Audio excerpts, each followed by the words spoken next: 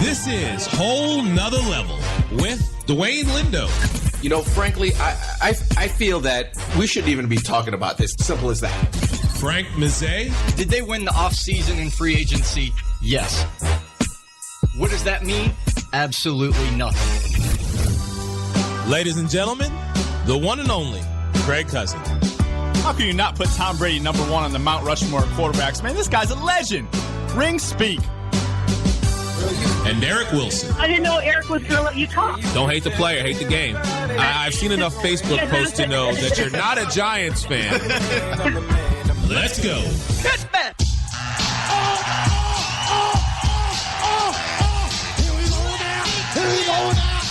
Yo, and welcome to another edition of Whole Nother Level. Alongside Dwayne Lindo, Frank Mazzei. Special guest today, Chance Collins, here to talk about everything AFC East, including the Miami Dolphins. Big fan over there. Myself, Craig Cousin. Eric Wilson should be joining us shortly to call in.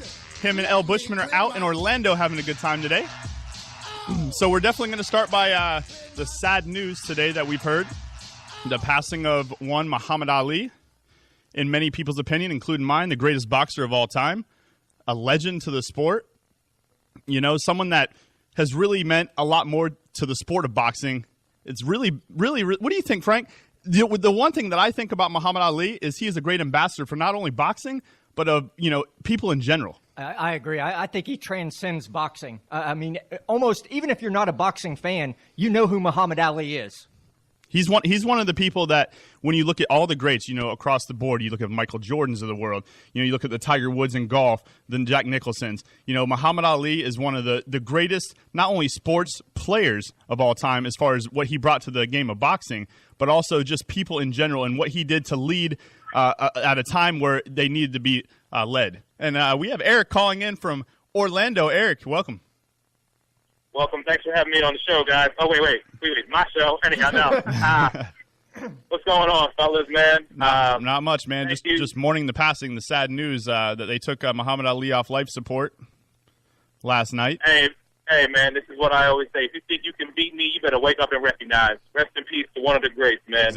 Exactly. He transcended not only a country, a nation, a culture, but the whole entire world. And I mean, we knew that eventually this was going to happen, but the fact that it went so quickly, 74 years, he lived a full life. I mean, yeah, one of the things that, everybody knew early on is his struggle with Parkinson's disease and, some of the things that he was going through on and off, or basically in and out of the ring. But it's just one of those things that it was going to come, but even with the sad news, it's still unfortunate for everyone to hear. Yeah, it is. Hey, big shout out to my man Frank. Love having you back in the building, man. We miss you. Thanks for having me. Anytime, brother. I'm gonna let y'all do your thing. I'm gonna be listening, but it's a sad day in the world of sports. But I'm still going with the Cavs to win the series. I'm just gonna let y'all go with that. There you go, guys. Talk to y'all later. He's getting his quick NBA in. Wait a minute. In basketball? Eric's gone. And he left actually before we wanted to ask him the question that you were talking about earlier, Frank, which is the Philadelphia Eagles have already named Sam Bradford, says he has a huge lead for the starting quarterback position over Carson Wentz. Man, I don't He ran. I ran for the hills. That's okay, though. That's what Eric does when we start talking about Philly sports. He goes and hides, turns the television off, but it's okay. I'm sure he'll be back on eventually to reclaim what he thinks is his. Look, one thing about Muhammad Ali, too, is he was talking smack like back in the 60s that you could probably do today. I mean, he gave some of the best lines of promotion for a fight, probably than any other athlete in almost any other sport. Well, he built his brand, and he built boxing at a time where it really needed someone to step up to that platform. I mean, I posted earlier on some social media, one of my favorite quotes by him is, "Don't count the days, make the days count." And he's said so many different quotes that, really resonate with different people across the board. But, that's just one of them that stuck with me. Yeah, absolutely. And you listen to some of the other guys that he used to fight back then, they hated him. just for that trash talk, just in general, because of the things that he would say. I mean, I felt bad for George Foreman listening to how are you going to, first off, how are you going to feel bad for someone that sold probably 5 million grills? Let's be honest for a second. I don't feel bad from him from a financial standpoint. I guess I should reiterate that. But just from the standpoint of having to sit there and listen to him, the rumble in the jungle. I mean, he told him, he's like, I'm going to beat you bad, George. Yeah. I mean, he pretty much talked the talk, but he walked the walk. Something many people don't do. Yeah. You just saw that in the past UFC fight where Conor McGregor thought that he was going to go, he talked the talk. He talked it big, and then he went up a weight class, and he just got destroyed. So, it happens across sports all the time. The problem is do these people do it from time to time? And he was one of the ones that did, and he transcended the game. Yeah, no, absolutely. Look, for Conor, I can't fault him from the standpoint that all the money that he makes from all that trash talk. I mean, the highest UFC pay-per-views or Conor McGregor, he's got the first 1, 2, and 3. Yeah, I mean, why do people turn on the Floyd Mayweather fights? Because he talks crap beforehand. Yeah, he's good. He's been undefeated. But he's selling himself and the brand. And that's something Muhammad Ali did before anybody else did it. I agree. And if anybody wants to chime in today, obviously we have the Fresco Phase hotline open, 941-358-5701. Give us a call. Tell us what you think about Muhammad Ali's passing, any great moments, any great quotes that, that really have stuck with you over the years. Obviously, we're going to be diving into the NBA Finals. We're going to touch a little bit on, because we haven't done the show since Oklahoma City blew a 3-1 lead. So we're going to touch a little bit on that, then go right into, obviously, Game 1, the recap of that. We're going to be diving into the NFL and the AFC East. We're starting our basically 8 divisions in 2-month spans. So we're starting with the AFC East today. So we're going to be talking everything Dolphins, Patriots, Bills, and Jets. So, Frank, let's just dive right into it now. All right. Did anybody see? I watched every game as far as the Oklahoma City series. So let's just start with that. Okay. Do you think it was more Oklahoma City blew that game, or do you think that Golden State actually won, coming back from a 3-1 deficit? Look, I'll be honest. Earlier on in the season, I had Golden State going to the finals. And I'll admit, at 3-1, I thought they were done. Not just because they were down 3-1, but it was how they were losing. Oklahoma City was just laying the wood to them. I mean, it was 40-point wins, and Golden State just looked bad. And I was like, wow. I was like, this is the potential that everybody sees when they look at OKC for the last 5 or 6 years. Nobody's questioned the talent on that roster. I mean, from a talent standpoint, they're super loaded. It's just the way that they play. I'm going to blame more OKC just losing poise in the moments when the games got tight. Russell Westbrook, look, for all the reasons you love Russell Westbrook are the same reasons that you can hate him. You hate him. Yep. He keeps you in every game, and he also can keep the other team in every game. He's a freak athlete. I mean, is he a point guard? Is he a 2? You could debate that, but he's fast. He's almost unguardable, and his athletic potential, I mean, it's off the charts. But he turns the ball over. He's not a real point guard, in my opinion, and he makes bad decisions, and he'll take the ball in those moments, and he'll turn it over. So Russell Westbrook, to me, is Derrick Rose on steroids about 3 years ago, in the sense that he's a lot faster than Derrick Rose. He looks to score first and then facilitate later. The problem, like you said earlier, is the fact that he causes too many turnovers in key moments. And Kevin Durant's out there to blame as well, because both of them in the last 2 minutes of, I think, Game 6 and Game 7, both had about 5 to 6 turnovers combined apiece. And, I thought for sure when they were down 3-1 that Golden State would win the first game in their house, which they did. Oklahoma City actually played well enough to get back in the game at the end, which led me to believe they definitely have at least one of the next 2. But in my opinion, we talked about it. I was like, they have to get Game 6. Listen, nobody on Golden State played well at all in Game 6 outside of Klay Thompson. Had a ridiculous game. I mean, literally, you could have blindfolded the dude, and he's going to be hitting threes. It was unbelievable. If not for his 11 3-pointers, they're done. They would have got blown out. Absolutely. So, I mean, and with even those 11 threes, I don't know what it was with Oklahoma City's head. It got to them. In fact, you might want to guard this guy. I mean, I know Steph's the great 3-point shooter, but I mean, he's a 3-point champion. Yeah. I mean, if you put 2 people on him, I'm taking Mo Spates wide open all day. Something like that. For whatever reason, Billy Donovan didn't do a good job adjusting in that game. No. They just kept leaving Klay wide open. Yeah, he was hitting ridiculous, amazing shots. And then in Game 7, you saw basically a team now that the momentum had switched. Now, yeah, okay, it was still a little bit on Golden State, but all of it was on Oklahoma City now. You just blew 2 games in a row. You were up 3-1, and now the pressure to, oh, no, we can't blow a 3-1 series lead is all on you. And we wanted to see what Oklahoma City team was going to show up. And they had the lead again in the third quarter, and look what happened. They just didn't have enough to close it out. They blew all season long. They blew fourth quarter leads like consistently. That if you want to say one thing Oklahoma City did consistently this season, it was blow leads in the fourth quarter. Yep, and actually they didn't show that in the postseason, and that's why I picked them to beat Golden State early in the series, which, yeah, I ended up losing some money, of course.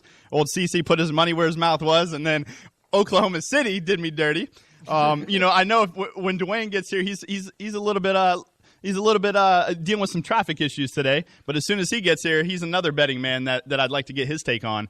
Look, Oklahoma City, yeah. Did I think they could go into Oracle and win Game 7? Absolutely. I mean, they won there earlier on in the series. They did, yeah. But man, a Game 7. Is that the place you want to have to go and win a Game 7? It's absolutely not the place, and I guess the moment was too big for him. And now the question begs itself, what's going to happen with Kevin Durant? Does he stay and sign a 1 or maybe a 2-year deal in Oklahoma City to where now him and Westbrook are free agents at the end of next season? Or does he finally say, you know what, I've tried, I've exhausted all the options here. We had James Harden, we had Reggie Jackson, we went through 2 coaches now. Does he believe in Billy Donovan and they can take it to the next level? Or does he say, you know what, I'm going to go to an L.A., I'm going to go to Golden State, which has actually been recruiting him, I'm going to go to a Boston, I'm going to go to somewhere else and try to start my own legacy over again? What do you think? Yeah, I mean, look, if it's just from a money standpoint, OKC can pay him the most money. Oh, my gosh, did you see those figures? Exactly. It's ridiculous.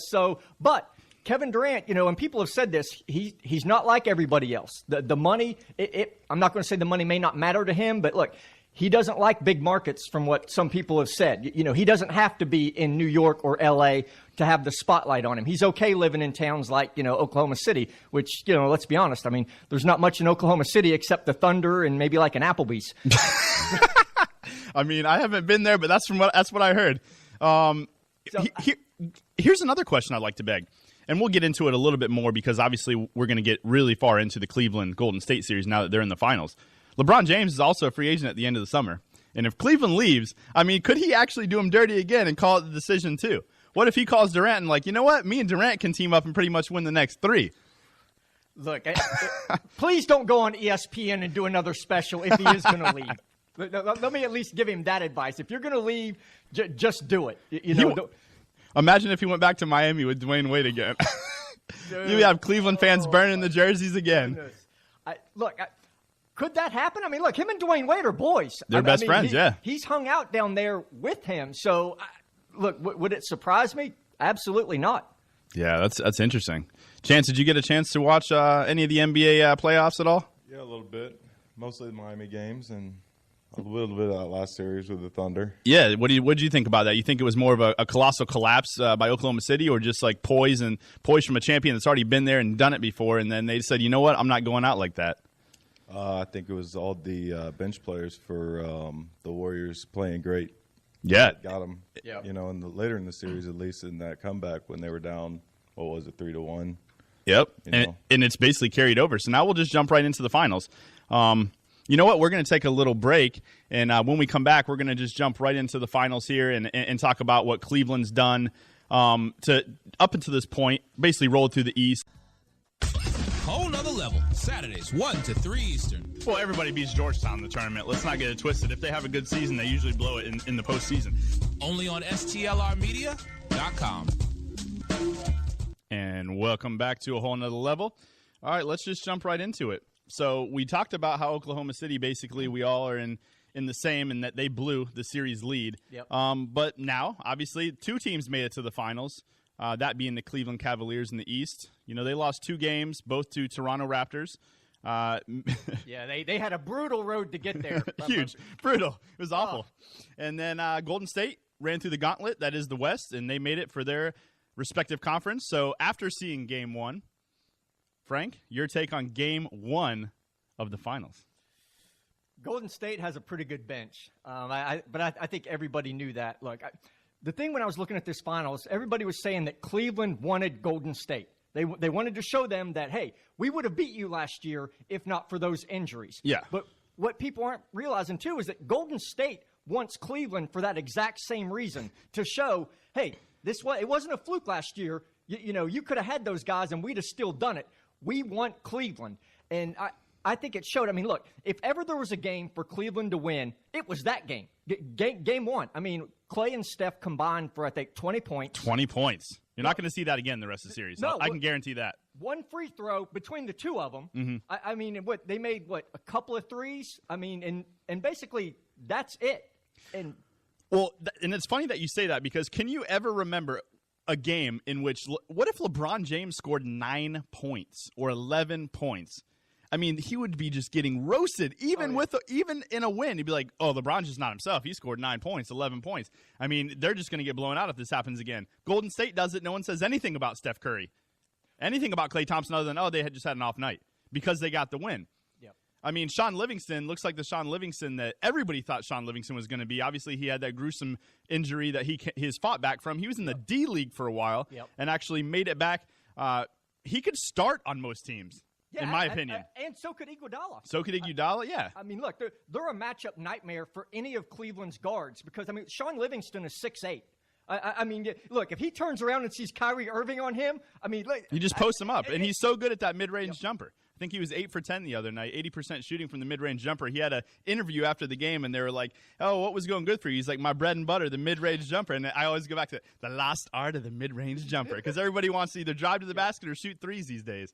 It's not often that you get that player that always shoots those mid-range jumpers. But if you look at the bench for Golden State, like you just said, you have the Sean Livingston, you have the Leandro Barbosa, you have AI, and I'm not talking about Allen Iverson. Actually, there was 2 AIs in Philadelphia before, because when Iguodala played there, he almost regenerated the AI vision.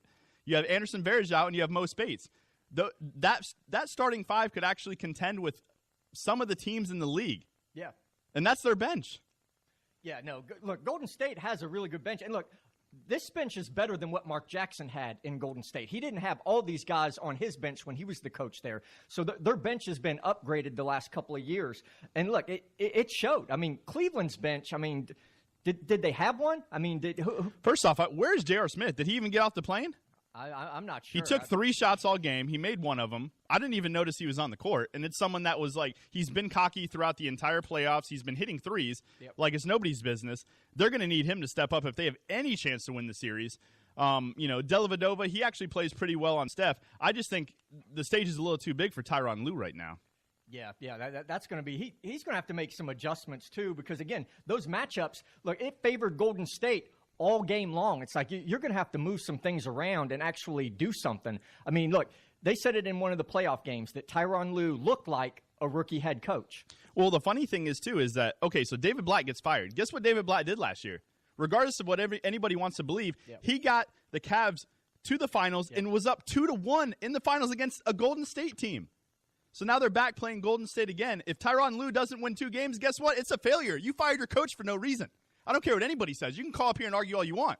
You did worse than you did last year. You're playing the same team, and you got Kyrie Irving, and you got Kevin Love, and you got Channing Frye. Look, to me, the Cavaliers, it's more about that roster. If David Blatt was still the coach for Cleveland, guess where they're at right now? Up 1-0? No, well, they're still still down 1-0. They're still in the NBA Finals. They are still in the NBA Finals. It's more about the pieces that they've put around LeBron on that team. But listen, like I said, it's hard, number one, to go on the road in a hostile environment and steal game 1. True. So game 2 should be theirs to be had. Granted, Klay Thompson and Steph Curry are going to shoot a hell of a lot better than they shot the first game because they weren't even there, basically. And I expect the bench to regress a little bit because Leandro Barbosa is not going 5 for 5. I don't see Livingston scoring 20 points. He can get you 10 or 12 every game. Yep. So can AI. But I'm saying some of the other players that really, really overexceeded in game 1 won't be doing the same, but you'll get better points from your starters. But this is what needs to happen. Somebody needs to sit down and say, hey, Kyrie, you want to play some defense? Hey, Kevin Love, you did all right on offense. You want to actually play some defense? Yeah. Look, Cleveland has more defensive liabilities than, look, Golden State, those guys play actually pretty good defense. Klay Thompson's a good defender. Draymond Green can defend. Andre Iguodala can defend. Steph can defend basically just enough. So you basically touched on it. How many two-way players does Cleveland have, and how many two-way players does Golden State have? Talking about two-way meaning offense and defense. Golden State, it favors them. Golden State probably has 5 or 6 two-way players as opposed to Cleveland. 1? Well, LeBron James? There's a reason Kevin Love would sit the fourth quarter. I mean, it's because he can't play defense. You can put Dellavedova in, for his defense, but then guess what? He's not scoring. I mean, actually, I disagree a little bit with that, but at the same token, I thought that what Lou should have done in Game 1 is completely switched up his starting lineup. I think he should have put Dellavedova on Curry because he actually played him well in the series last year. So start Dellavedova on Curry. You can start Amon Shumpert on Klay Thompson because he's long and he's a pretty good defender. But he's an offensive liability too. He is. But then that's why you have Kyrie and LeBron still in the game. LeBron doesn't have to have the token to run around with the two. Those two, he can kind of play off on somebody else on defense, so that'll give him more energy on the offensive end. And then you can kind of switch up if you want to start Tristan Thompson or whoever else. But why isn't Timothy Mozgov getting any playing time? Here's my deal. He actually played really well in the finals last year. And if Bogut's in there, I think Timothy Mozgov should be in there over Tristan Thompson. Yeah, that's he gives you more height, but I like Tristan Thompson. Better on the offensive end or no? No. See, that's where I'm looking toward more because I think you need to be able to also score with a Golden State team. So I think Timothy Mozgov could provide some rebounding ability and then also some scoring ability. Whereas Tristan Thompson, he's a little bit better on defense, but also, rebounding. But as an offensive, he's only going to get putbacks. That's the challenge that Cleveland has that you touched on it. Golden State has more two-way players. When Cleveland goes with certain guys, they're at a liability. And look, Kyrie Irving, I think there was 9 times in that game where he brought the ball up and then just called his own number, didn't even distribute it. He made 1 shot out of those 9. Well, that's what Golden State wants to see. So basically, they just looked in the mirror and saw a little bit slower Russell Westbrook. You know what I'm saying? In the last 2 games, because I think he shot like 7 for 21. I'm sorry, but if your second best player on your team shooting 33%, good chance the other team's going to win. I mean, Golden State will take that all day. Actually, they probably want that to happen because J.R. Smith wasn't making anything. So, it's like, oh, you guys want to shoot those balls? And another thing, too, LeBron played pretty well in the first quarter, and everybody's like, oh, where'd he go in the last couple of quarters? Well, let's take a look at the landscape for a second, too. Andre Iguodala didn't start. No. Harrison Barnes started. Yep. So LeBron James took Harrison Barnes to the rack. LeBron, it's a lot harder to do against a stronger Iguodala has quicker hands. He's knocking the ball out. A way better defender. So, he's a top, what is he, top defensive, whatever you want to call it. What is it, the AP top defense or whatever? Yeah, he's an elite defender in the NBA. I would put Andre Iguodala's name in that category. Exactly. Chance, do you have anything to say about the finals at all? I know that you're chomping at the bit to get to some football here, which we will shortly, but I know that you had watched a little bit of Game 1. What do you think is going to happen in Game 2? Where's it being played at? Does it matter at this point? No, it's still in Golden State. Actually, can the Cavs go in and steal one, or are they down 0-2 to start? I think I had Cavs in 6. I'm gonna go Cavs in 7 now, which would mean they still have to win that game in Golden State. I don't think that Golden State is going to be as fired up this game. I think they were pretty fired up this last game, and that definitely played a part. And I don't know. We'll see. And it's funny, too, because I actually had Golden State losing in 6. So I had the Cavs in 6, which would mean I need Cleveland to win Game 2, basically. I have Golden State in 6. Your prediction's looking real good right now, Frank. Well, look, if Golden State wins this second game, and they go back to Cleveland 2-0, then, is the series over? No. All they did was, basically hold serve and do what they were supposed to do. But I think Golden State can go into Cleveland. Look, even though regular season is different, they went in there and thumped them pretty good a few times.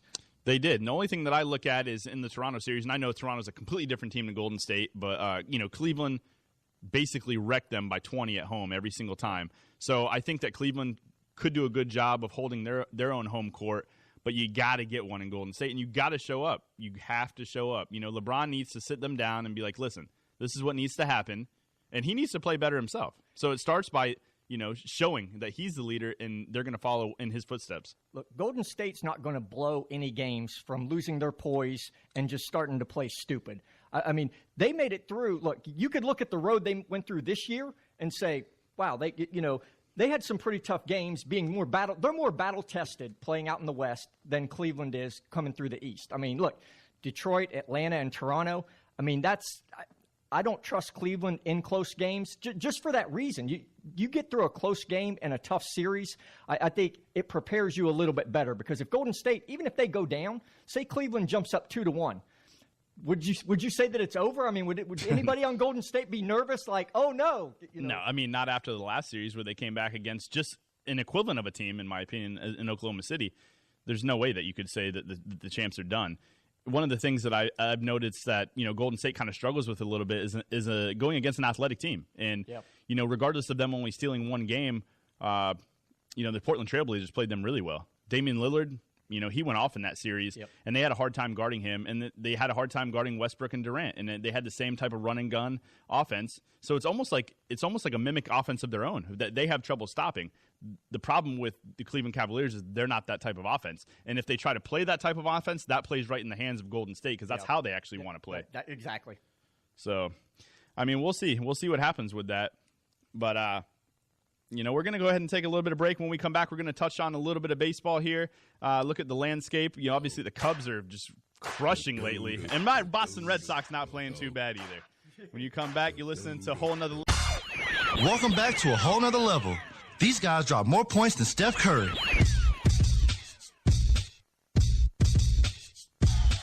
Yeah, we do drop more points than Steph Curry. Definitely in his last game.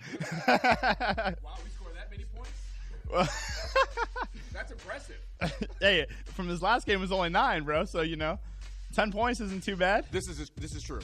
We got Dwayne Lindo in the studio alongside Frank Mazzei, special guest Chance Collins. So, we just got finished touching up on a little bit of the NBA. I don't know if, Dwayne, did you want to give your sense on what happened in Game 1 now that you got in the studio? Is it something that Cleveland can bounce back, or do you see them just, basically going to the wayside? Okay, so you just asked me, what happened in Game 1. Cleveland got knocked out. That's what happened in Game 1. I don't know, man. Last year, Love and Kyrie weren't in the finals. This year, they were in the finals. They had to prove something Game 1. I mean, they need to take one in Oakland to actually even have a chance at this series. But I mean, they just fell out flat. I don't see them even. I mean, look at Golden State's bench. If the bench plays like that for Golden State, I'm sure you guys talked about it. We did, yeah. Yeah, there's no way Cleveland's going to win. I don't see it happening. Yeah, and we're pretty much. I mean, I picked Cleveland in 6, so did Chance. Frank has Golden State in 6, and obviously my prediction is not looking too good. I was thinking, okay, this is LeBron's year. He finally has his crew. They're all healthy. He has to show it. It doesn't look like it. Yeah, we'll I don't think so. We'll see. Yeah. But Craig did say that, look, that bench isn't going to play as good probably in Game 2. Yeah. Maybe not, yeah. I mean, Steph and Clay probably won't play as bad either. There's no chance they play that. Right. Yeah. I mean, I don't want to just go into this more because you guys already talked about it, but the fact that Steph and Clay didn't even play up to their potential, and they still won the game by what was it, 25-30? I don't even know. It wasn't that I lost much, count after 15. I turned that off. No. Yeah. All right, so we're going to just touch on a little bit of baseball here since, we haven't really got into too much baseball here on the whole nother level, even though that they're about 50, 55 games into the season. Obviously, the Chicago Cubs are running away with the entire MLB right now, 38-15 record, for 717 as far as percentage-wise. Chicago Cubs, is this going to be the year of the Chicago Cubs? Their pitching is outrageous right now. Their 5 starters are playing really well. Right. My Boston Red Sox, well, hopefully Boston Celtics next year. My Boston Red Sox aren't doing too shabby themselves. Their hitting is by far in the top 1-2 in the whole MLB right now. You had hit streaks of 29 from Jackie Bradley Jr. Xander Bogaerts had a 25-game hit streak. Right. David Ortiz is playing like the David Ortiz 5-10 years ago. But their pitching is just awful. Awful right now. And look, I thought, honestly, for Boston to do anything this year, I thought it would be their pitching that would carry them more so, but it's actually been flip-flopped. It's been the other way around. And most of the people on the roster right now, I mean, Pedroia's batting over 300. I mean, you got Shaw that's come out of nowhere. He's hitting the ball. So you have people all over. One of the things when I look at the division, though, is I just said that, and they're still in second now. We just dropped to second because we lost a couple in a row, and Baltimore's back in first. And you have Toronto creeping up now at 30-26. Right. And then, the Yankees and then the Rays But, I mean, even the Rays are only 8 games back. Do you see anybody making a run here, or do you kind of see it just being a 3-team race, or what do you guys think? I mean, usually you see these kind of declines with teams before the All-Star break. All-Star break hits, and then you get these teams that are really streaky, especially in the East. But I don't know. Toronto and Baltimore, I thought were the great teams. I don't want to say great, but good teams to possibly go at it in the East. And possibly that might, Toronto might get up there. I mean, yeah, right now they're only they're 2.5 back right now, right. And they're in a series with Boston. They won last night, so they have 3 more in the road trip. But what I'm saying is that this division is still up for grabs. Right now it's 3 teams, but even with the Yankees only 6.5 back, we've seen them in past years kind of make a run at the end of the All-Star break. And that they have money to throw around, so you don't know what's going to happen as far as acquisitions at the All-Star break. Maybe people bring in new pitchers. Other teams are trying to shed some players for financial reasons that basically look at the season and say, yeah, we're not going to make it this year, so might as well get rid of this guy. Yeah, to me, it's a 4-team race. I mean, and I hate to say it, but I give every team a shot, basically, except the Rays. I mean, isn't that true for most Tampa teams? No, I'm playing. I mean, look, going in, Eric held my feet to the fire in our spring training show, and I went on record with Toronto winning the AL East at the beginning because, I mean, just going from last year, I mean, as far as they made it, and they won the run scored in baseball by like a ton. I mean, nobody was even close. I mean, so offensively, they're a juggernaut. If their pitching could hold up a little bit, even though they lost David Price, their number 1 guy is still pretty good. So if that could just hold together, Baltimore I thought was going to fade because even though offensively they're decent, they didn't really do anything to upgrade their pitching staff, in my opinion. And getting that guy from Texas, I don't consider an upgrade to be, he's basically a number 3 starter at best. The Yankees, I expect to make some moves, but I thought the Rays had the best rotation in the AL East before the season started because I was like, man, Chris Archer, Matt Moore and Smiley, and if they could put it together with that pitching and just get any kind of offensive production, but you even said on our spring training show that you thought the Rays had a really good chance of putting it together, but it was all going to come down to whether they hit the ball or not. And for them to be where they're at right now and the pitching to struggle like they've been doing is kind of basically a flip-flop of what we thought was going to happen. Right. Yep. I mean, I actually thought the Red Sox would be pretty decent offensively, but I thought their pitching would be really good, and we just touched on that. Their pitching's been awful. I mean, you can take David Price back for the amount of money we paid him. Let's be honest, man. I don't know what he's doing out there, but, I mean, all my friends that are Rays fans, like, you can have him. He's just going to get paid and do nothing. I'm like, oh, yeah, whatever. You guys are bitter. And so far, he's got paid, done nothing. So I'm like. But on the offensive side, too, I mean, what do you think of Mookie Betts? I mean, Mookie Betts is killing it, man. Yeah. I forgot to mention him. He had five home runs over a series of a game and a half. So you got to be happy about him. That's what I'm saying. The whole offensive starting lineup. You have Mookie Betts, Jackie Bradley Jr., Xander Bogaerts, Shaw, Pedroia, David Ortiz, everybody. Hanley Ramirez, I haven't even mentioned him. Everybody's playing really, really well. So it's not the bats. The problem is we're scoring 8-9 runs a game and giving up 10. So, I mean, that's what's going on in the losses here. So we had to figure out something at the break. Obviously Buchholz is being the old Buchholz as he always is. And, we're not getting much from David Price and some others. So we have to see what we can possibly bring in or slap somebody silly over there. Look, so they're going to make moves. I mean, I expect the Yankees will make some moves, and I would expect the Red Sox to make some moves. I just read the other day that Encarnacion and Bautista envision themselves in Red Sox uniforms, and I'm like, kind of weird, but hey, come on over. Come on over. All would be forgiven if they were in Red Sox uniforms. Hey, everybody's forgiven once they come to your team. I mean, even Chance can attest to this. We talk about this in football all the time. Like, oh, I hate this guy, As soon as they sign, oh no, I like him. He's actually rejuvenation of career, baby. We got him. Well, I mean, if your hated rival, if you have a player that is playing on a team with your rival, I mean, obviously, if he jumps on board with your team, then I mean, you have no choice but to kind of jump on the bandwagon of the guy. You know what I mean? So yeah, it is what it is. Anybody have anything to say about the Chicago Cubs? 38-15, best record in MLB. Do you think Madden has something to do with that? I think Madden has a lot to do with it, to be honest. You know what? He did wonders for the Rays, and, Rays fans can attest to this. Yeah, he made some curious moves at times that they questioned, but that's who he was, and it actually got the job done for him. He actually got the most out of players. Yeah. The most potential that he saw in players, he put them in positions to succeed, and I think that's exactly what he's doing over there at the MLB right now.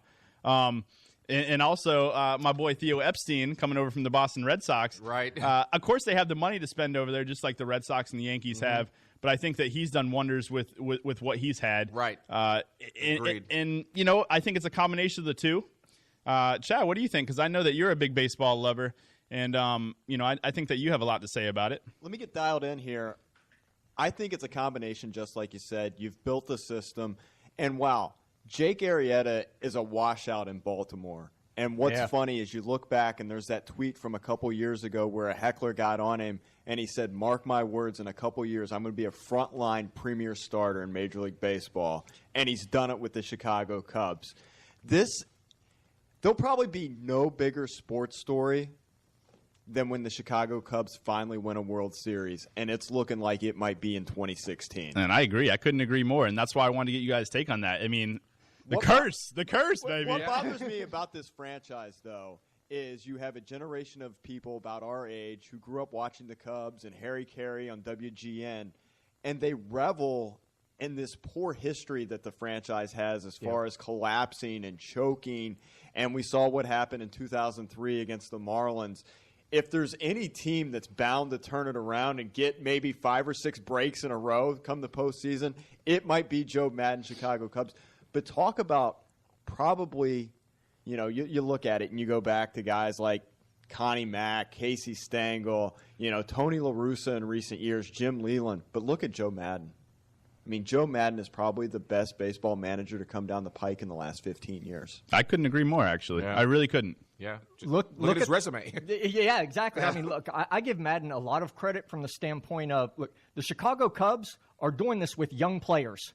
Who better to manage young players than Joe Madden? I mean, just the way that he keeps things light and loose. I mean, he did it with the Rays. I mean, all those guys, Longoria, they were young, just coming up. They have no choice with the Rays organization to do that because they don't have the money to spend. So that was actually the perfect situation for him to go. And now they're doing it with younger players, plus they have the money to spend over there in Chicago. Imagine doing it in Tampa Bay, and then you're going to do it in the number 2, number 3 market in Chicago there. Right. With that big time, Ricketts money there, that Sears money, and that's a big time family that owns the Chicago Cubs now. And Chicago's number 3 market. Yeah, under New York and L.A. They'll build a statue of Madden if he wins a World Series in Chicago. I mean, he'll be a hero. He'll never. They might make a statue of the entire roster at the point. It's going to cover the entire stadium. Yeah. And it's so funny though. But just 11 years earlier, Ozzie Guillen's leading the White Sox to an actual World Series. So it shows you that Chicago is a Cubs town. Right, yeah. But I mean, look at the Chicago White Sox on the flip side in the American League. I mean, they're doing pretty well too. Chris Sale, yeah, great pitcher. Still pretty early into the baseball season. We're in about 50, 55 games in, so we're going to see how this all pans out. Yeah. But yeah, the teams that are playing well right now, big ups to them. We have All-Star break. About 30, 40, what is it? A little bit more games than that away, but you're going to see teams that are going to make strides. You're going to bring in players. You're going to get rid of players. And, a team like Chicago that has the money, if they see that they're deficient in a certain area, they can bring in somebody and actually make that roster that's already the best even better. Look, baseball is one of those sports, too. Like going into the All-Star break, there's been teams that were 7-8 games under 500 make the World Series. So just because, you might be just right at around 500 right now, you're still legitimately in it. It's different than a lot of other sports. Yeah, you're right in that, Frank. Purists may hate the wild card, and they definitely hate the second wild card, but that's what's going to keep everybody around. Because, guys, we got Copa America going on. We got the Euro starting next week. The Olympics will start in August. But after the NBA Finals and the Stanley Cup Finals, it is a boring time for us sports fans. And that's oh, boy. Yeah, so we talk about it every year, man. This is a big downtime. I'm sitting here watching OTAs and mini camps, you know what I'm saying? Like, hoping that I see some, like a third-round rookie make a catch so I can post it. Right. And, speaking of the Chicago Cubs, here's my question, because I've thought about this ever since 2003. But at what point does Steve Bartman get off the hook? I mean, the Cubs have a great season thus far.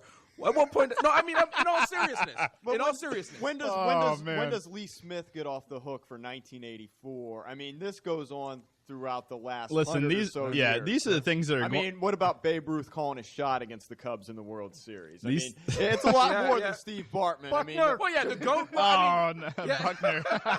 can't blame Buckner on come Right, on. but I mean, there's always we've all seen the documentaries, but there's always a scapegoat that no one wants to let off the hook. So Listen, I mean, even if they win it, these things are going to be memories that everyone. If they win it, they're going to be like, "Well, we could have won another one." It's always going to be like that. You know what? But they look like what you're thinking with Bartman is you're thinking, man, we're 5 outs away against the Marlins. We might sweep the Yankees, and this is the start of a dynasty. Yeah. So I don't think Bartman's ever off the hook. No, he's not going to be. He's not going to be. But even if the Cubs, I mean, I don't want to jinx it here, but even if the Cubs win the World Series here, he's not off the hook. And that's what I'm saying. At what point is he off the hook? So what you're telling me is never. it might minimize it to a lot of people that have been right, watching for many years because they're like, oh, we finally got it. But like I said, they're always wondering what could have been. I mean, I always look back to the 2007 season. New England Patriots blew it 18-1 season.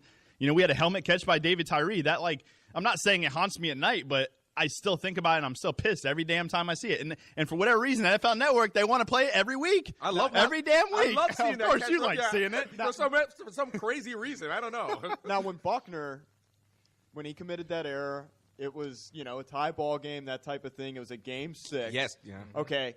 Now, has he been forgiven? To an extent, because, Craig, you being a Red Sox fan, how many people in 2004, now I can die in peace? Oh, yeah. That's more the absolutely. feeling than anything. But, people aren't going to forgive the Cincinnati Reds in 1976 for taking it from you guys. I mean, you weren't even born then. But there's a I really long- wasn't, but I've seen some highlights. I mean, you guys don't go and watch No No Nanette because that's the play that got Babe Ruth traded to the Yankees or sold to the Yankees. Oh, man. Well, Craziness. like I said, it's early on. We're going to see what happens, but great start to the season from many teams, including the Cubs. Frank, really fast, we haven't touched on any NHL yet, and I know that you're a Pittsburgh fan. What do you say about the Penguins? I mean, are you excited? Are you excited hockey fan base? Are you are you surprised? I mean, what's your take on this? Look, I had Pittsburgh going to the Stanley Cup. I had Pittsburgh and Chicago was my pick before the playoffs started. Stupid St. Louis Blues. But that's another thing. Look, honestly, what concerned me about Pittsburgh was Fleury, the way that he played this year being inconsistent, and Murray being a goalie. I was like, man, you're going to have a rookie goaltender basically going in. And even though he played good, I admit I was concerned. But then when Fleury got the start, in the Lightning game, and he's not recovered. He's not himself, no matter what they say, from the injuries that he had. I think it was the concussion, the knock in the head, and he just doesn't look the same. I mean, look, going forward, your goalie's a rookie. Yeah. And you're in the Stanley Cup Finals, and he's playing pretty good, so the future is bright there. And look, it's not just Sidney Crosby and Malkin. I mean, they've drafted well. They got a lot of young guys that are coming in there, and I thought San Jose would be tough because, look, I mean, they're big, they're physical. I like Joe Thornton. I mean, I would like to see him get the cup, for as many years as he's been playing. But, man, you go down 2-0 to Pittsburgh can score in bunches. Well, I don't know if you were listening last week, but I quoted that to say the only sharks that anybody needs to be afraid of is Jaws out there. And C-Tan, where you at, bro? I know the Sharks are down 0-2. Yeah, and the thing is, and it's something I mentioned last week too. I mean, Pittsburgh has history in the Stanley Cup. San Jose, I don't even know when they've never been here. They've never before. been to the Cup. Yeah, they've never been here. So, it's just I guess Penguins have the pedigree. I mean, like I said, great season for the Sharks to even get to this point. Yeah. Series far from over. It's only 2 games in. Yeah. Sharks come win tonight. Yeah. Everybody changes their mindset, but definitely a great start for the Penguins, and a little old penguin that's just wobbling around, not afraid of anything. Look at him, just working a big shark right now. All right, well, we're going to go ahead and take a quick break here, but when we come back, we're going to dive into our first segment of the AFC East, talking about everything Patriots, Dolphins, Bills, and unfortunately, the J. Whole nother level. Saturdays, 1 to 3 Eastern. They should have been a number 1 seed. I'm sorry. I think so too. Michigan State should have been. Oh, really? Now you want to come on board with the Big Ten? They got a good draw. Talking about getting a good seed. No, I'm talking about Big Ten football. I was talking about Big Ten football. So I want to be specific here. Completely different. Only on STLRmedia.com. And welcome back to a whole nother level.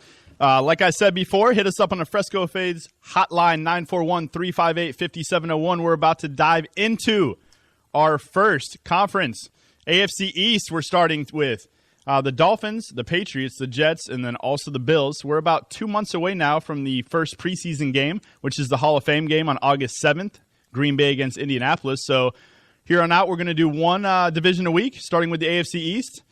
We got my main man Chance in studio to talk everything Dolphins. They've made some offseason moves. They finished with a less than stellar record last year. Of course, that's what myself as a Patriots fan would say. So what do you think, Chance, that the Dolphins have done in the offseason to kind of light a fire under their you-know-what to get them in better position to contend this year? Well, most importantly, we got rid of Grandpa Philbin. You mean Philbin, right? Philbin. So we have a coach that's more worried about the play on the field than picking up trash and stuff like that. Organizing a leadership council and stuff. I think that's something that should happen by itself. You should try to bring leaders into the organization, not have to create a leadership council because you're not a good enough leader yourself as a coach. So I think the biggest thing is Adam Gase. I think he's really a young. So Adam Gase coming over from Chicago, correct? From Chicago. Jay Cutler played real well under him. Yeah, supposed to be a quarterback guy. So hopefully we can. Ryan Tannehill can take the next step. Hopefully we can keep him upright this year. I'm sure you guys saw we got Laramie Tunsil dropped to us in the draft, which was huge, especially after trading back. So we. Basically got Kiko Alonso and Byron Maxwell from Philadelphia, and we're hoping that Kiko comes back and regains his form from his rookie year, and hopefully Maxwell plays like he did when he was with Seattle. Yeah, and isn't Tunsil the guy who's blessed? So I'm just making. So I figured the Dolphins have. The Dolphins should be blessed as well since they have Tunsil. Did you take money? I'm blessed to be here. But, you mentioned Tannehill. How much longer? How much longer are they going to get? How many more chances does he get, I guess, to be the guy? Because I think it's obvious that they brought in Gase to work with, To work with him, yeah. And to see if they could get out of him what everybody thought, when they look at the athleticism and the ability and everything. I'm just wondering, if he doesn't do it under Gase, then, I'll give you my take, and then I'll get back to Chance because obviously he knows the Dolphins a little bit better than me. If I was them, I would give him a two-year window here. And it's always hard to work with a new head coach when he first comes in, but at the same time, you should still see some building. Progression. You should see some progression. You should see some steps made to where mistakes that were maybe made in the previous couple of years are not being made, at least as sufficient as they were. You got Devontae Parker in there now. That was a big pickup a year ago at the wide receiver position. Obviously, one of the better wide receivers, the up-and-coming wide receivers, is on the Dolphins roster as well. Landry? Exactly. Jarvis Landry had a huge year last year. Kept trying to get him in fantasy too, but nobody would trade him to me. So, so I really like what they're doing over there. The problem is just putting everything together. One of the question marks that I'll say is them getting rid of Lamar Miller. I thought that he played really well in spots, and I really don't think that the Dolphins did a good job of really getting him the ball as much as they should have. I'm not sure if Jay Ajayi is going to be the guy to take the next step because I know he had some cartilage issues in his knee. A lot of bone-on-bone going on there. I'm not sure if that's what they really want. I've heard some snippets of them possibly bringing in Arian Foster and some other people still. There's still some people out there. What do you think, Chance? What's going on there? Oh, well, I really like Ajayi. I don't think that Lamar Miller is going to be as big a loss as people are making out. Lamar Miller isn't a true run between the tackles, hard-hitting running back. He's, outside. And I agree we didn't get him the ball as much, but I don't think he could handle a full load as a true number one, get him 25 touches a game. I think he's a great third down back, and I think he's a guy you get him 12 14 touches a game, he's going to put up good numbers for you. So I don't see that as being a big loss. And another one that people are talking about is Olivier Vernon, and I really like Vernon, but what the Giants paid for him is and Dwayne's a Giants guy, so we're going to see how that actually pans out in the future. You're going to Olivier Vernon's a good player, and he's going to get a lot of pressures. Well, he's just going to have to step it up when he plays for New York. Yeah, number one market in the country. But we'll see what happens there. You're getting a good player, but the price that you paid, I just think is way over what he's actually. You're paying him like he's a Von Miller, and he's not even close to that level, in my opinion. Well, here's a good thing that you guys did do, though. You solidified the defensive line. Yeah, you lost Olivier Vernon, but you brought in a Mario Williams that has something to prove now. You also obviously have Ndamukong Suh, and then you re-signed Cam Wake to a contract, which Cam Wake has been an unsung hero for you guys coming out of the XFL or CFL. I meant he was with the undrafted Giants. Free agent. He was drafted by the Giants. Drafted, right? Yeah. But what round was he drafted? And then he got. I think he was late round, right? He might have been unrestricted free agent. And then he went to the CFL. Yep. And then snagged him from there, and then he's worked wonders for you guys on the D line. Well, Cam Wake was one of those guys that he said himself, and a lot of times, early on, he didn't put in the work he needed to outside of football to, be as successful as he is now. And I mean, you look at the guy, and he's a freak. I mean, he trains probably just as hard, if not harder, than anybody in the NFL. That's a guy I'm glad they signed, and I'd like to see him retire. Even he's going to be a third down specialist for us for sure. We signed James Jones from where was he at? From the Jaguars. He's going to be our first, probably our first down run guy on the end. But I like the role we're going to have Wake in as a third down specialist. Let him come in. We're going to play that wide 9, put him on the outside of the tackle, and just let him go around that end, hopefully get to Brady a few times. Oh, yeah. Do you guys, I don't even know, but do you guys still have there was a defensive back, a pretty good defensive back that you guys had. Brent Grimes is gone. Grimes, yeah, that's right. He's gone, but he was also a head case, too. Yeah. His wife was, anyways. Yeah. Right. Grimes is a good guy, a good cornerback, but he got roasted by bigger receivers.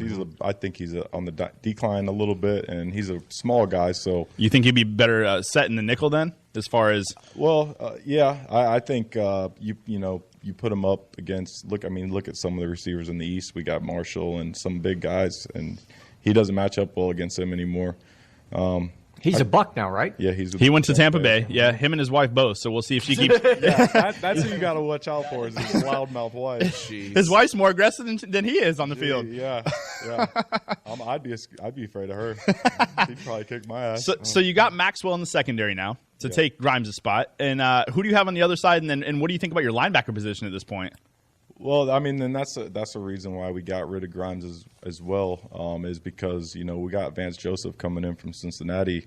He was our DB coach, and he's our new defensive coordinator, so we're going to start playing more of a press scheme. And Grimes was an press cornerback. Maxwell is going back into the same type of system. We're going to play the same press, probably cover 2, and that's what he excelled in Seattle. So hopefully putting him back in the right scheme, kind of the same thing as Mario Williams. Hoping I could see that too, basically, because I know in times he struggled last year in Philadelphia, but at the same token, you saw flashes of what he still was in Seattle. So if he can bring that and get back to form, then I think that'll pay wonders for you guys in Miami. Yeah, I mean, I think people had a bad view of his season based on the first 2 weeks there in Philadelphia. And you look at PFF, and they rated him as a top 25 cornerback from week 3 on.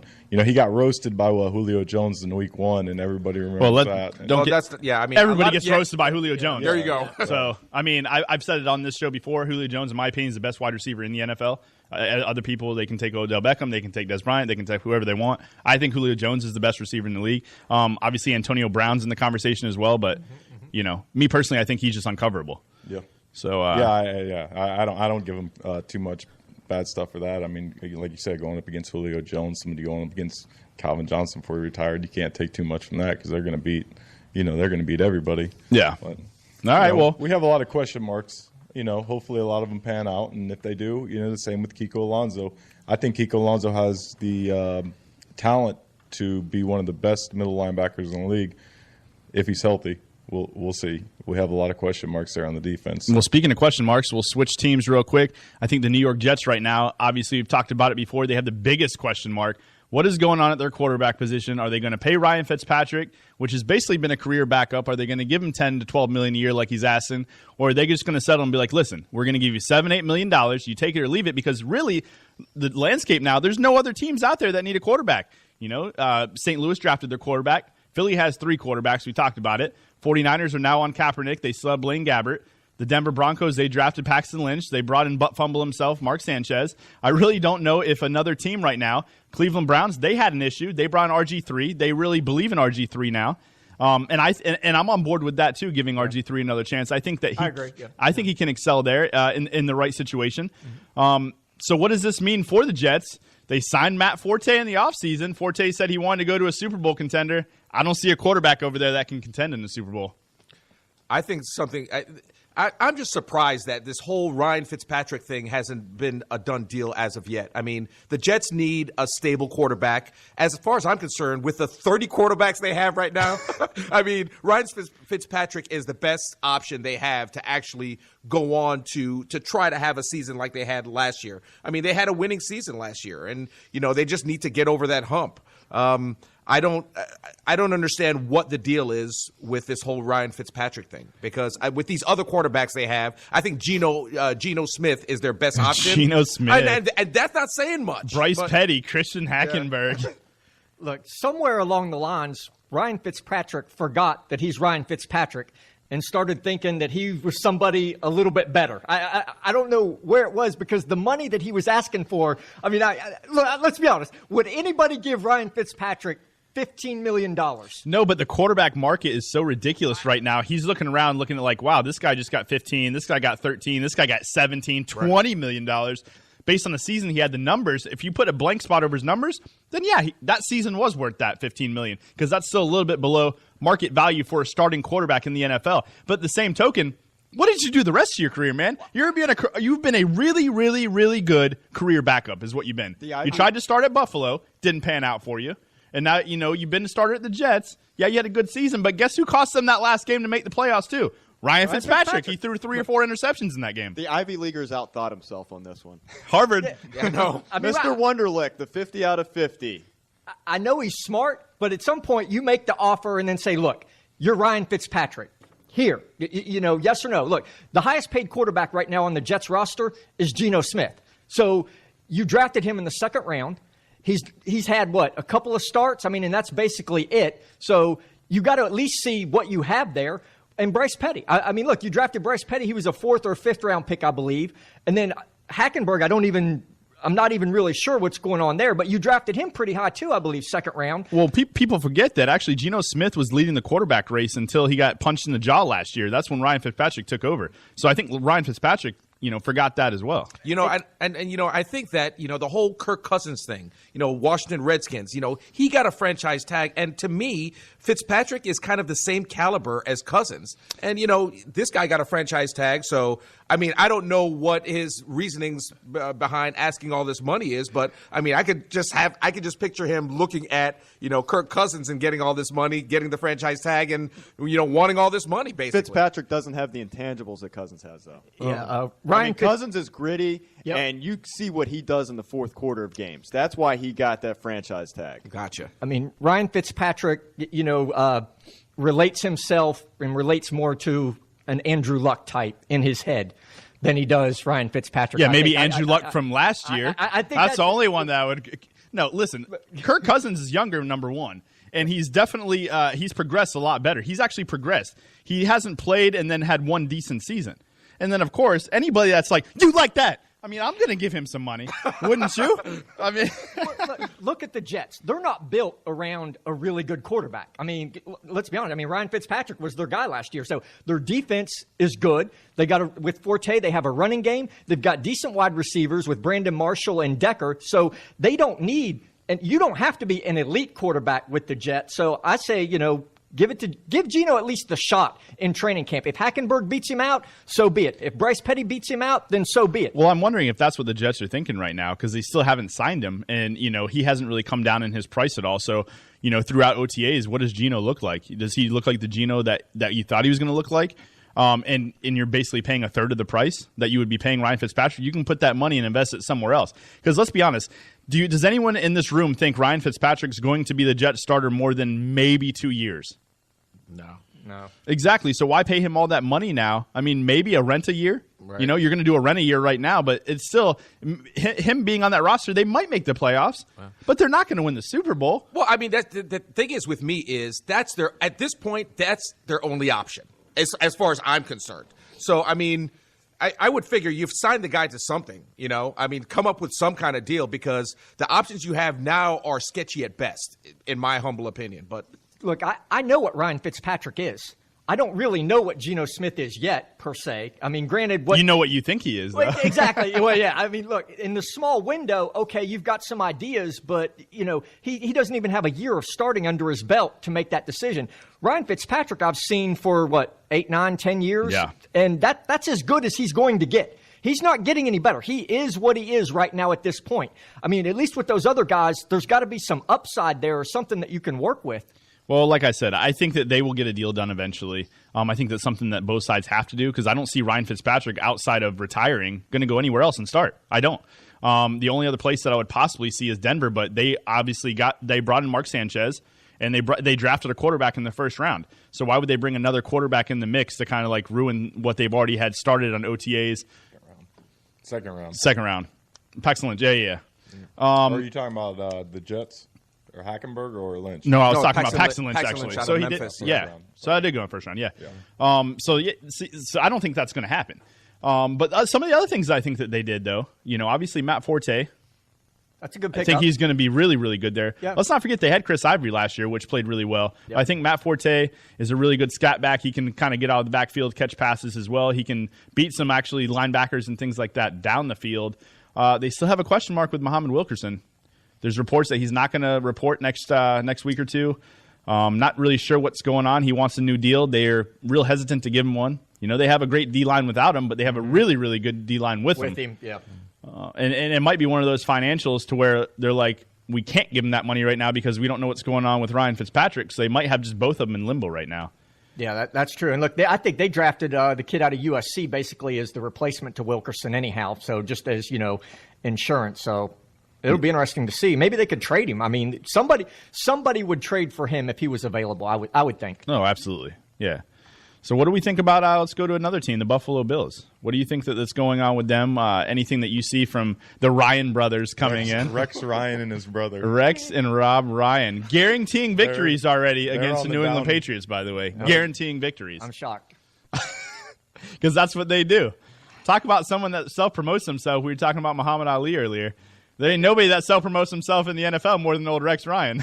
And not won Muhammad anything. Ali could back it up. Exactly. They're the Mike D'Antonis of the NFL. I mean, Supposed to be defensive side, though, but we haven't seen that with old Robin with New Orleans. I mean, they picked up Shaq Lawson in the first round out of Clemson. So, I mean, you would think maybe Rob Ryan has some kind of scheme he has that he could work Shaq in, but I don't know about Rob, though. Well, last time I heard, he had like a off-season surgery. I think he's going to probably be ready. Shoulder surgery. I think he's still going to be ready to start the regular season, though, from what I've been reading. But a big question mark there at the quarterback position as well. Is Tyrod Taylor the guy? I mean, yeah, you think he's the guy. He played well in spots last year. Obviously came out of the box hot. If it was a horse race, he was definitely winning after the first couple of innings. But what do you see from Buffalo? Do you see them basically having the season that they had last year, or does anybody think they're going to take a step forward? Obviously, Sammy Watkins is a huge receiver. Yep. I think he's just going to continue to develop and get better as time goes on. You have LaShawn McCoy over there in the backfield, so you have pieces, but can they put it together? I don't know. I mean, they have a fairly good backup, too. E.J. Manuel for the quarterback position, if he's still there. But I don't know. I just don't see the Buffalo Bills competing in this particular division with New England in it. I don't see it. I mean, the next coach of Buffalo is going to take over a pretty decent team. Are you guaranteeing that he gets fired at the end of the season, Frank? Well, at some point, look, the writing's on the wall. I mean, here's what I can say about Buffalo. They'll probably play pretty good defense this year. Their offense will be questionable. Sammy Watkins will play good. And that's about it. I mean, look, even though Miami came in last season, the team right above them was Buffalo. And it wasn't like they were, like, way ahead. I mean, Buffalo at one point was kind of fighting to stay out of the cellar with that talent and with that roster. I mean, he brings in his brother, but I mean, hopefully he brings that Saints defense with him. That scheme that. I'm hoping he brought that Saints defense with him. We might put up like 60 a game against them. You can't be as one-dimensional a coach as Rob Ryan is. All he cares about is defense, and he would probably be the first person to tell you. Well, I mean, that's what Lovie Smith was too. And then when his defense went to the wayside, and that's when the Bucs got rid of him. That's what I see with Buffalo this year. The same thing. I'll give them 8-8. 8-8. There it is. I mean, they lost one of the wide receivers, old 7-11, that was on Hard Knocks for the Miami Dolphins over there. Came to New England on a 3-year deal. I'm excited to see what he can do over there. New England does love them some small white receivers, don't they? Wes Welker, Julian Edelman's, the Danny Amendola's of the world. I can't argue with that statement. But speaking of New England, Brian Hartline's out there available now.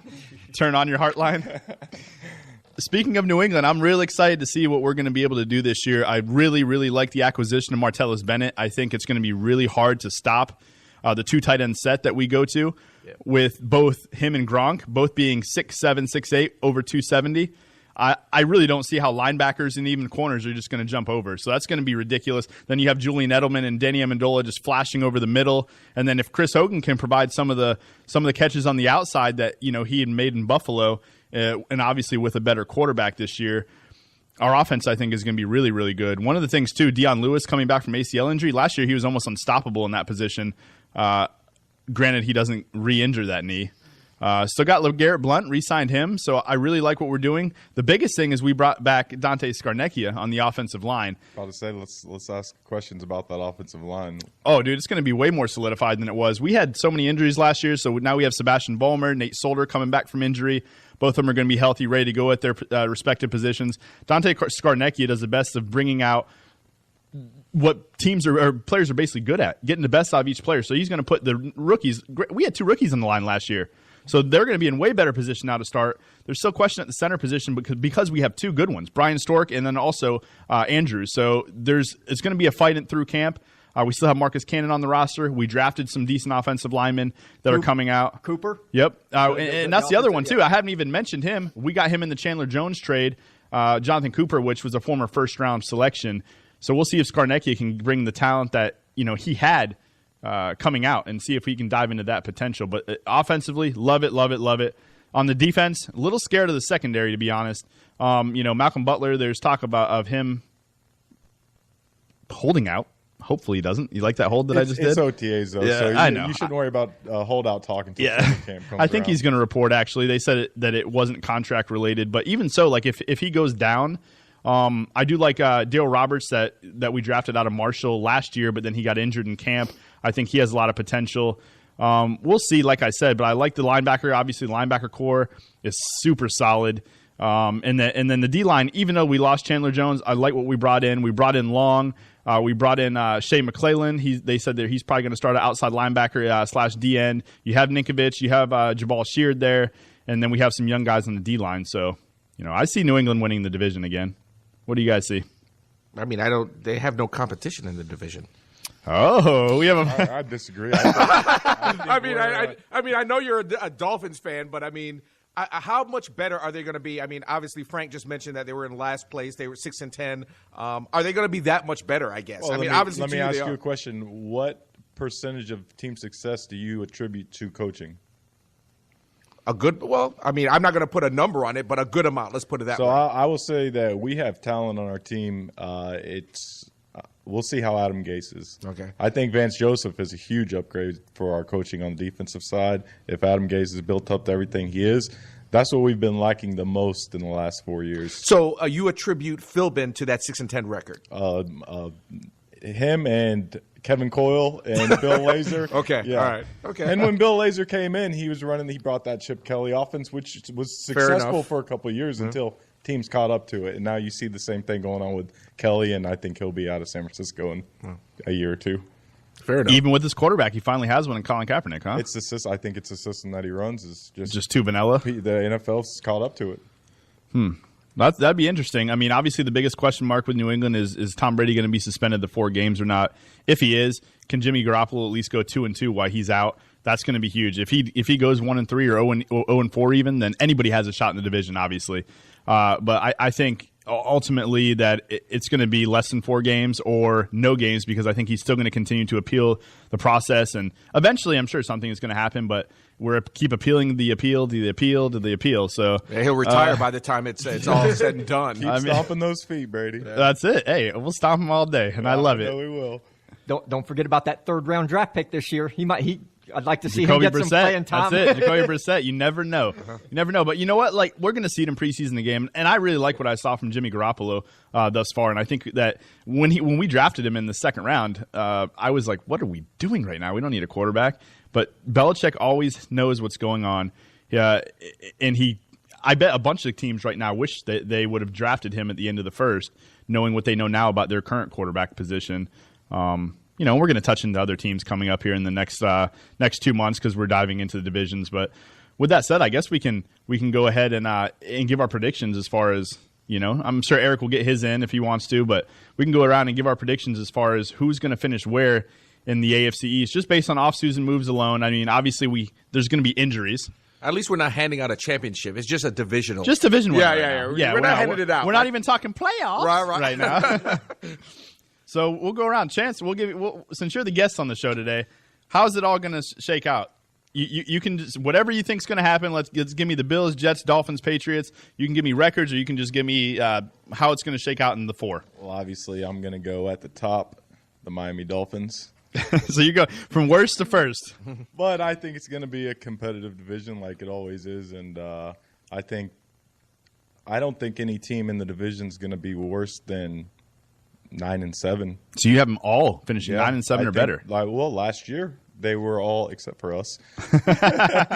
I mean, what was the Jets were 10-6, the Bills were 10-6, and the Patriots were 11-4. Were the Bills 10-6? I believe so because they were a 10-win team. They didn't make the playoffs. 10. Oh, I thought they were maybe 9-7 or 8-8. No, I thought they were 8-8, but I could be wrong. No, they were better. I'm pretty certain they were better than 8-8, but maybe 9-7. Oh no, they were 8-8. You're probably thinking about the Jets. Jets 10-6. 10-6. Okay. Bills 8-8. Dolphins 6-10. Yeah. I think the Bills will be at the bottom. Okay. The Patriots will be up there, probably second. We'll see how Garoppolo does. Speaking of him, what's the end game with him, though? I mean, if he plays well, his contract's expiring soon, correct? Yeah, I think he has another year. So Brady says he wants to play for 25 more years. Well, listen, he's shown no signs of regression thus far. So when he continues to do that, obviously he's going to be the starter. The good thing about Belichick is he always has somebody ready to be backed up just in case. He brought Ryan Mallett in. Did Ryan Mallett pan out in other places? No, because I didn't think his head was right, to be honest. But we saw the Brian Hoyers, we saw the Matt Castles go at certain places, succeed for a little while, and then kind of fall off. Would they be better under our system? Probably, because they got brought up in our system. But at the same token, he always seems to have a second option regardless. So, do you give Garoppolo the big contract at the end of the year if he plays outstanding in those 4 games? You give him the big contract, not knowing when Brady's gonna.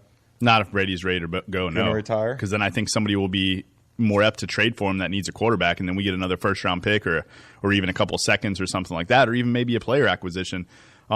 But who's to say that they don't even want to do that too? A lot of teams don't want to take that chance in trading. Yeah. But just knowing that someone's on deck and playing as well as they can in the place of your starting quarterback is really good. So you have the Finns, the Pats, the Jets, then the Bills. Yeah, I think I'll go with that. And you have one team or 2 teams making the playoffs in that scenario? I have 2 teams. I personally think that the AFC East is one of the tougher divisions right now in football. I don't think we might not have all great teams, but we don't have any weak teams. There's no weak, yeah. I would agree with that. What is it? The AFC South has been terrible over the last few years. Yeah, we'll get into that. We don't know what's going to happen with Tennessee this year. Obviously, Jacksonville, I think, is going to take a big step. We don't know what we're going to get from Andrew Luck. But, Dwayne, we'll come to you next. What do we got here? Finns, Pats, Jets, Bills with chances. What do you think is going to happen there in the AFC East? Well, I mean, with a few variables, obviously there's, with the Jets, you have the quarterback position. That's in question. But, so, I mean, with that being said, I don't know about the Jets, but I say New England wins out this AFC East outright, whether the big guy gets the suspension or not. I think New England Patriots take it. Yeah, so even if he gets suspended the 4 games, you still think they have enough to win Garoppolo. If Garoppolo has to be able to win 1 game, I mean, I'm not sure who the first 4 on the slate is, but I mean, I know we play Miami. I think we play. I haven't looked at the schedule in a while. I think you got a couple Houston games in there, don't you? Houston, I think. The Bills, I think. Yeah. Right. I mean, Bills, that should be a win right there. But wait a minute, though. You got the Ryan brothers predicting a win against New England. So maybe that might – because maybe they have the hand in the pocket knowing that Brady's going to be gone. It's the only way there. Right. But I think I would think New England, New York, Miami, then Buffalo in last. Buffalo. So you have Bills finishing last as well. Yeah. Okay. Yeah. Sorry about your Dolphins, man. I have them third. That's okay. Yeah. I don't know. I'm not just set. I'm not like set on the Dolphins. I don't know what it is about them. I don't know. Coming in 6-10 last year. Hey, even if I think we're going to be last, I'm still going to say Gotcha. first. No, I hear you. Frank, what do we got, babe? I got the Pats winning the division. I mean, look, even if they lose all 4 games, if Brady doesn't play, hypothetically, I mean, 10 wins could win this division anyhow, in my opinion. I'll go with the Jets finishing second, whether Ryan Fitzpatrick plays or not. I think it's really irrelevant who the quarterback is. I think they're the second best team in that regard with the pieces that'll be around the quarterback. Third and fourth, I could flip-flop between the Bills and the Dolphins fighting for it because I got the Bills going 8-8, and I expect Miami to be somewhere in there, which would be an improvement from last year. I mean, they won 6 games. I think Adam Gase will improve, but, then 7-9, 8-8. But I'll go Buffalo next to last, and I got the Dolphins at the bottom. At the bottom. All right. Man, Dolphins getting no love, man. Come on. I got him improving from last year. So hey. I mean, well, you know who I got in first, so I don't even have to mention that. Go ahead and put all the Pats in the first. See, I mean, I don't know what's going to happen between these last 3 teams. I keep going back and forth here. I do also have the Jets finishing second. I just think that their defense is really good. But when's Darrelle Revis going to take that step back? I see a little regression possibly from him this year. Starting. Yeah, you think so? And they didn't re-sign Antonio Cromartie, right? So I don't know what's going on the other side of their defense over there. But I'm still going to say that they have enough because I think that they'll get Ryan Fitzpatrick under contract. But here's the thing with that: does he take a step back, huge step back, then? Because then he gets paid, but then all the pressure's on him. Because let's be honest, he's only had like 1 good year. Do you really think that the Jets' record would have been any different last year with Geno Smith starting the entire season? No, I think it would have been the same. See, I don't So either. do I, yeah. So we're all on board. So either way, okay. So I got the Jets finishing second. I'm actually going to have the Miami Dolphins in third. I think Adam Gase will do enough to get them a couple more wins, like you said, Frank. I'm actually really curious to see what he can do with Ryan Tannehill this year because I think that he really, really did well. It's been a while since Jay Cutler's played pretty well throughout an entirety of the season. You've seen like spurts here and there, but he played pretty well. Pretty well for what he had, especially with losing Brandon Marshall. Alshon Jeffries was hurt for a while.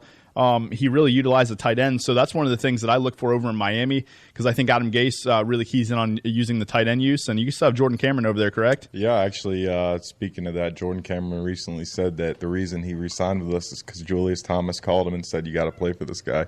Because he utilizes his tight end so much. So there you go. Hopefully we get a nice bounce back from Cameron this year. And I see that too because him coming from the Browns, I thought that was a steal for Miami to be able to get him.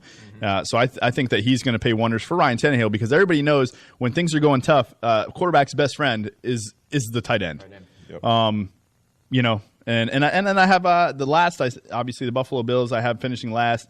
And it's not the fact that I think they're going to be that bad, but I also like what Chan said. I think the division in its entirety is going to be a little bit better. Chad, do you have any take at all on the AFC East at all and how you see it panning out or anything that you want to key in on any specific team?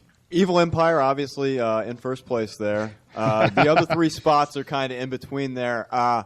Just because you guys are hating on Buffalo, not really hating on them, I'm going to go ahead and pick them to finish second with Rob Ryan now as the D coordinator. Let's go ahead with the Dolphins in third place. And my boy Geno from WVU comes back, gets a starting role, and then is on the bench in week 5 and then finish fourth. Yeah. So who are they going to bring in that situation? They got Bryce Petty or they got Christian Hackenberg or Ryan Fitzpatrick? Oh, the Jets fans are going to be calling for the young guy. Oh, man. They're going to be calling for whoever's not starting. Exactly. Yeah. That's crazy. That's crazy. No, I think what you're going to see is probably either Geno Smith or Bryce Petty is going to be released in training camp, and that's why they drafted Christian Hackenberg, thinking that they're going to re-sign Fitzpatrick. I could see that because it's so hard to keep 4 quarterbacks in the roster in this day and age. Petty, you're paying $500,000 too. Yeah. I mean, we'll see what happens. Like I said, in Philly, they're paying like what? So their third string quarterback, but even Geno, millions of dollars. What's Geno making? He's on a 2nd-round rookie contract still, so he's making peanuts, I believe. Yeah, probably a million a year. He's making a few million, yeah. But he's their highest paid right now because Petty was like a 5th-round pick. And it's still tough to keep 4 quarterbacks in the roster when you need to fill backup linebackers and special teams and things like that. And obviously none of those quarterbacks are going to play any of those other positions. How much of a circus would it be if a New York team carried 4 quarterbacks? You just can't do that from a media perspective. Mm-hmm. Well, I mean, it's going to be interesting to see what happens within the next couple of weeks. OTAs just opened up, so we are diving into the NFL. We just covered the AFC East. We have our predictions down. they're set in stone to see. Obviously, you can't predict injuries. One thing I want to get for Chance Collins before he leaves here is the thing that we've done over the past years. It involves the Jets. So as long as I get one of those today, my day is fulfilled. Jeez. So whenever you want to go ahead with it, Chance. What do we say? YETS sucks. There you go. The JETS. We are not a fan of them. But it's been good today. Anyone have any last words before we get on and get out of here? Obviously, the passing of Muhammad Ali. Sad day for everybody. Real ambassador of the sport. Anyone have anything before we go? Well, Pitt, San Jose tonight. We discussed this. Pitt 2-0, San Jose 0-2. San Jose better do something. Rockhold and Cruz both win tonight. You get a little UFC. Little UFC for you. Tune in tonight. What is it? UFC 198? 199. 199. So we're going to dive into a little bit of that next week. We're also going to go back into the NBA Finals and see what's going on with that. Hopefully we have a series. Hopefully Golden State just doesn't blow everybody out because you know what? I need a Game 7 in this series because without Game 7, that means it gets shortened off season. We need things to talk about here on Whole Nother Level. And it's a slow season after this, but we will dive into another division next week. We're going to switch it over to the NFC, stay in the East. We're going to be covering the Giants, the Redskins, the Eagles, and the Cowboys next week, along with everything else sports related. I'm Craig Cusson, along with Dwayne Lindo, our special guest, Chance Collins, for the one and only, myself. We got the factual Frank Mazzei. Thanks, Chad, for stopping in, running the board for us today. Thank you. And thanks for listening.